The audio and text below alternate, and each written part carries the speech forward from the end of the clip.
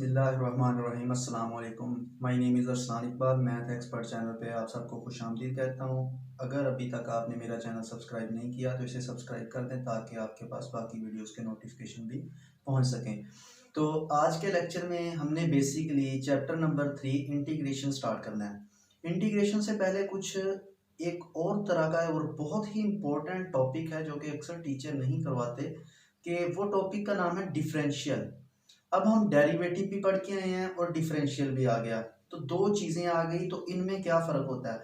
देखें, डिफरेंशियल भी हमारे पास डेरिवेटिव की तरह ही चेंज होता है, सेम इनका प्रोसेस होता है, लेकिन इनमें जो मेजर डिफरेंस होता है वो ये होता है कि जब भी हम डेरिवेटिव लेते हैं किसी भी फंक्शन का, तो हम ये बताते हैं कि हम इसका किस वेरिएबल के रिस्पेक्ट डेरिवेटिव ले रहे हैं। वो एक्स के रिस्पेक्ट ले रहे हैं, यू के रिस्पेक्ट ले रहे हैं, टी के रिस्पेक्ट ले रहे हैं, या वाई के रिस्पेक्ट भी, कि हमने अगर किसी फंक्शन का डेरिवेटिव लेना है तो हम ये बताते हैं कि हम इसे किसके रिस्पेक्ट लेंगे।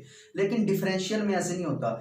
डिफरेंशियल में भी आप सेम डेरिवेटिव वाला ही प्रोसेस करेंगे, लेकिन वो डिफरेंशियल किसी वेरिएबल के रिस्पेक्ट नहीं लिया जाता। तो दोनों में मेजर यही डिफरेंस होता है। लेकिन अब बात आती है कि हमारे पास डेरिवेटिव में भी चेंज होता है और डिफरेंशियल में भी हमारे पास चेंज ही आता है। लेकिन जब हम किसी फंक्शन में का डेरिवेटिव लेते थे फर्स्ट प्रिंसिपल रूल से, तो हमने देखा था कि y में भी चेंज आता था और x में भी चेंज आता था। और चेंज भी दो तरह के होते हैं। किस तरह? एक देखिए, जब x में चेंज आता था तो हम उसे डेल्टा x लिखते थे, ये होता है स्मॉल चेंज। और अगर थोड़ा बड़ा चेंज आ रहा हो तो हम उसे dx लिख देते हैं। इसके बाद अगर y में स्मॉल चेंज आता था तो हम उसे डेल y लिख देते थे। अगर y में बड़ा चेंज आ जाता था तो हम उसे dy लिख देते थे, जिससे dy ओवर dx भी कहते थे। जब लिमिट अप्लाई करते थे कि del x approaches to zero, वो dy ओवर dx में चेंज हो जाता था। मतलब कि ये x में दोनों चेंज हैं, ये y में ये स्मॉल चेंज होता है, लेकिन ये स्मॉल नहीं होता, थोड़ा बड़ा चेंज होता है। तो अब हमने ये देखना है कि आज मैं आपको इनके बारे में डिफरेंस बताऊंगा कि डेल y और dy हमारे पास क्या इक्वल होते हैं या नहीं होते। डेल x और dx क्या ये हमारे पास इक्वल होते हैं या नहीं होते। तो इनके दरमियान जो डिफरेंस होता है वो आज के लेक्चर में हम यहाँ पे डिस्कस करेंगे, क्योंकि ये आगे यूज होगा। बच्चे अक्सर क्वेश्चन में ये यूज तो कर लेते हैं कि ये दोनों इक्वल हैं, ये दोनों इक्वल नहीं है, लेकिन ये किस तरह इक्वल नहीं है, तो उसको मैं आज आपको ग्राफिकली तरीके से समझाने की कोशिश करूंगा और उम्मीद है आपको समझ भी आएगी। तो अब यहाँ पे बात करते हैं। देखिए, मैंने एक कर्व ड्रा की ग्राफ में, जो कि ये जा रही है एरो के निशान को ये शो करती हुई। अब इसके एक पॉइंट के ऊपर मैंने एक लाइन ड्रा कर दी जो एक पॉइंट के ऊपर कट करके गुजर रही है। उस पॉइंट को मैंने टी का नाम दिया, उस पे कह दिया कि हमारे पास जो कोऑर्डिनेट पॉइंट है एक्स वाई।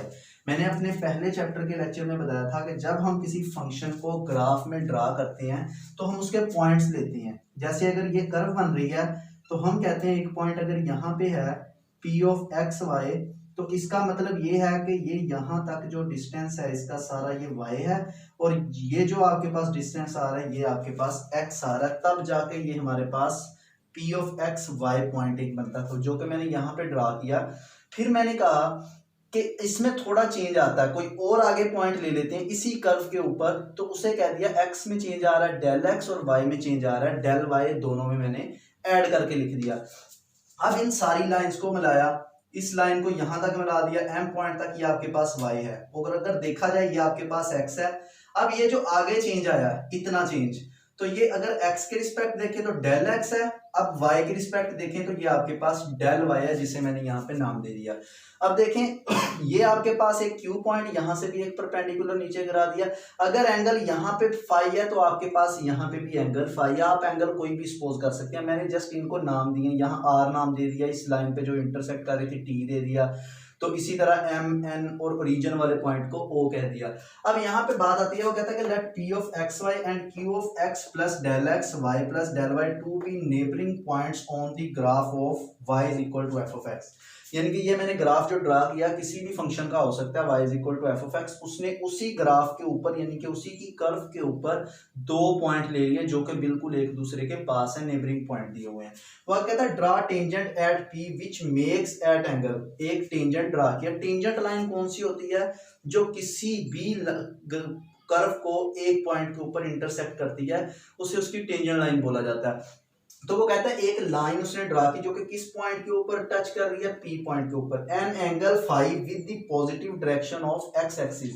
एंगल फाइव है यानी कि पॉजिटिव डायरेक्शन आपके पास कौन सी होती है, एंटी क्लॉकवाइज। एंगल की पॉजिटिव डायरेक्शन एंटी क्लॉकवाइज, ये आपके पास एक्स एक्सिस के उसने कहा ड्रा हो गया।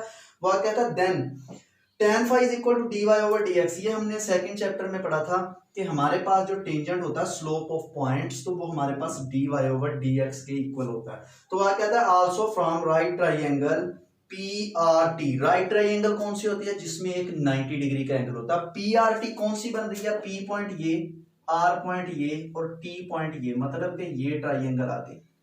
अगर इस ट्राइंगल को हम देखें तो देखें आपके पास इसमें tan phi किसके इक्वल होगा, परपेंडिकुलर ओवर बेस। परपेंडिकुलर आपके पास RT और बेस आपके पास PR, मतलब कि RT डिवाइडेड बाय PR। हमने यहां पढ़ा था tan phi किसके इक्वल होता है, dy ओवर dx, तो हम tan phi की जगह पे dy ओवर dx पुट कर देंगे is equal to RT over PR। अब यहां से dy is equal to RT, dx is equal to PR, इसको मैंने इक्वेशन 1 और इसको मैंने इक्वेशन 2 का नाम दे दिया। अब फ्रॉम द फिगर, अब हम इसी डायग्राम में फिर दोबारा देखते हैं। देखें इसमें हमारे पास OM क्या दिया हुआ है, x, ये इतना OM x है, और अगर MN की बात करूं तो ये आपके पास कितना है, डेल x है, और अगर मैं ON की बात करूं तो x प्लस डेल x हो जाता है। तो यहां पे वही लिखा है ON x plus del x। अब यहां से मैं MN फाइंड करना चाहता हूं, तो ON में से OM को क्या कर दें, माइनस कर दें, तो आपके पास डेल x आ जाएगा। यानी कि ये आपके पास जो MN है ये आपके पास बेसिकली PRB है, मतलब ये पॉइंट से लेके यहां तक ये डिस्टेंस और ये डिस्टेंस दोनों सेम है। अब मैंने PRE क्यों लेना है, क्योंकि देखें ऊपर हमने जो dx था उसको किसके इक्वल रखा है, PR के, तो इसीलिए PR यहाँ पे ले लेते हैं कि PR भी MN के इक्वल है।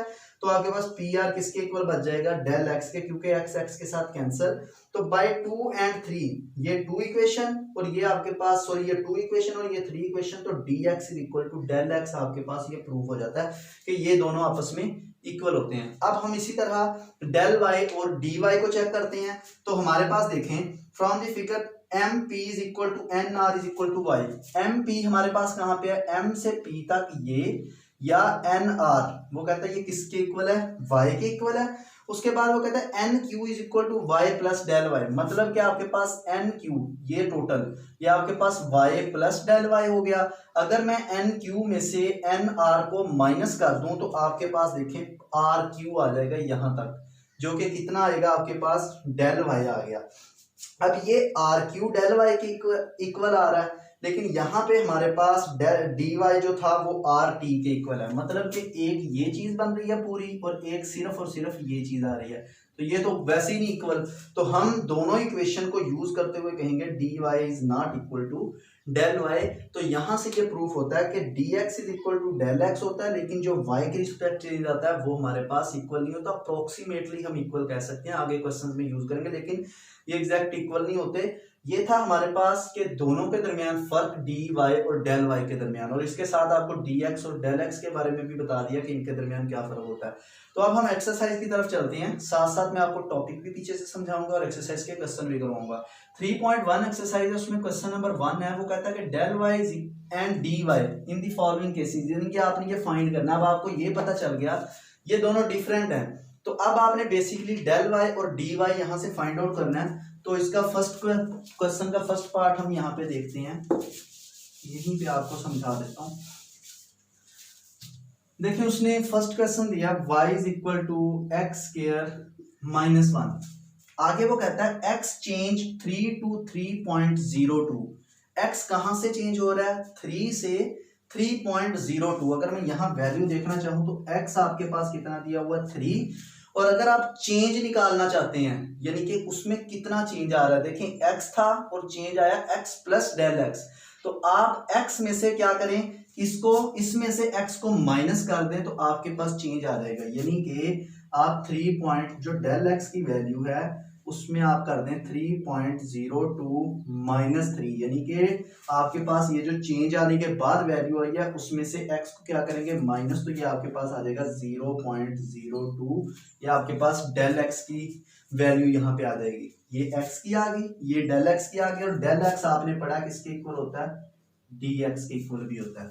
अब हमें चाहिए एक डी वाई की वैल्यू, एक चाहिए डेल वाई की वैल्यू। तो सबसे पहले आप यहाँ पे फर्स्ट प्रिंसिपल वाला रूल अप्लाई करें, वाई प्लस डेल वाई, और यहाँ पे x plus del x whole square -1। अब आपने यहाँ पे क्या किया, सॉरी ये यहाँ पे लिखते हैं वाई प्लस डेल वाई जी। अब इन दोनों को क्या कर दें आप, जिस तरह हम उसमें भी करते थे कि इन दोनों को हम क्या कर देते थे माइनस, इसमें से इसको माइनस करेंगे तो ये डेल वाई बच जाएगा, ये आ जाएगा एक्स स्क्वायर, या इसे भी सिंपल इसी तरह लिख लें x plus del x whole square -1। जब इसे माइनस करेंगे माइनस एक्स स्क्वायर और यहाँ पे +1। अब ये इसके साथ क्या हो जाएगा, कैंसिल हो जाएगा। तो del y is equal to x plus del x whole square minus x square. देखिए अब आपके पास एक्स की वैल्यू भी है, डेल एक्स की वैल्यू भी है, एक्स की वैल्यू भी है। एक्स की वैल्यू 3 है, डेल एक्स की वैल्यू 0.02 है। यहाँ पे पुट करें, कैलकुलेटर की मदद से सॉल्व करें, आपके पास इसका आंसर आ जाएगा। ये तो आपके पास आ जाएगा डेल वाई। अब हमने फाइंड आउट करना है कि हमारे पास डी वाई कहाँ से आता है। तो यहाँ पे मैं आपको समझाता हूँ।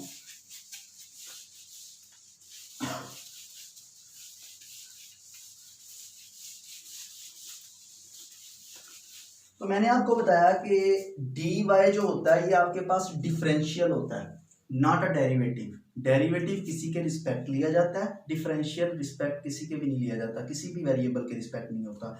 तो आप यहां पे लिखेंगे taking differential on both side.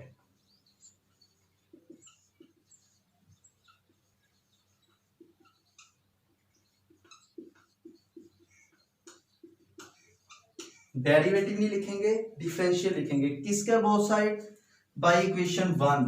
यहां पे इक्वेशन 1 भी लिख दें, इक्वेशन 1।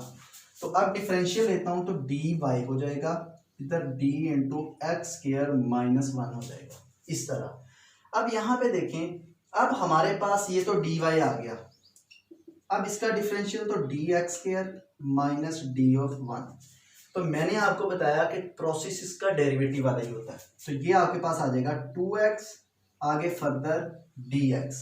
ये क्या हो जाएगा, कांस्टेंट है तो 0, तो dy is equal to 2x dx। x की वैल्यू भी आपके पास है और dx की वैल्यू भी है 0.02। यहाँ पे पुट करेंगे तो आपके पास dy की वैल्यू भी आ जाएगी। अब बात करते हैं, ये था हमारे पास के फर्स्ट, देखिए हमने क्या किया, dx की वैल्यू निकाली यहाँ से जो उसने चेंज दिया।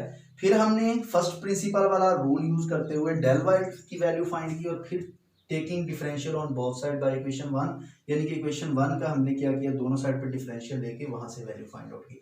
अब इसलिए मैं आगे नहीं करवा रहा करने को, मैं भी यहाँ वैल्यू पुट करके आंसर निकालूं, लेकिन आप अपने हाथ से करिए, आपको कैलकुलेटर भी यूज करने में प्रैक्टिस हो जाएगी, ज्यादा ईजी होगा। तो अब बात करते हैं सेकेंड क्वेश्चन में।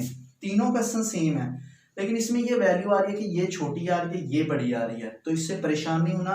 तो इसने देखिए आपके पास उसने x की वैल्यू कितनी दे दी, 2, और बाद में दी 1.8। तो आप जब डेल x या dx की वैल्यू फाइंड करेंगे तो आपके पास 1.8 -2 आएगी। मतलब आप 2 को पहले नहीं रखेंगे कि ये बड़ी है, नहीं, जो चेंज होने के बाद आया वो वैल्यू आप पहले रखेंगे, तो ये आपके पास हो जाएगी -0.2।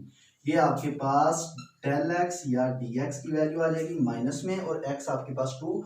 बाकी प्रोसेस आपने यही करना है। और इसी तरह थर्ड में वैसे ही फर्स्ट की तरह ही होगा, बड़ी वैल्यू है इसमें से माइनस करेंगे 0.41, इसका डेल एक्स का आंसर आएगा। यहाँ सिंपल पुट करेंगे और आपका क्वेश्चन सॉल्व हो जाएगा। उम्मीद है आपको समझ आई होगी। तो इंशाल्लाह हम अपने नेक्स्ट लेक्चर में अगले क्वेश्चन करेंगे, तब तक के लिए अल्लाह हाफिज़।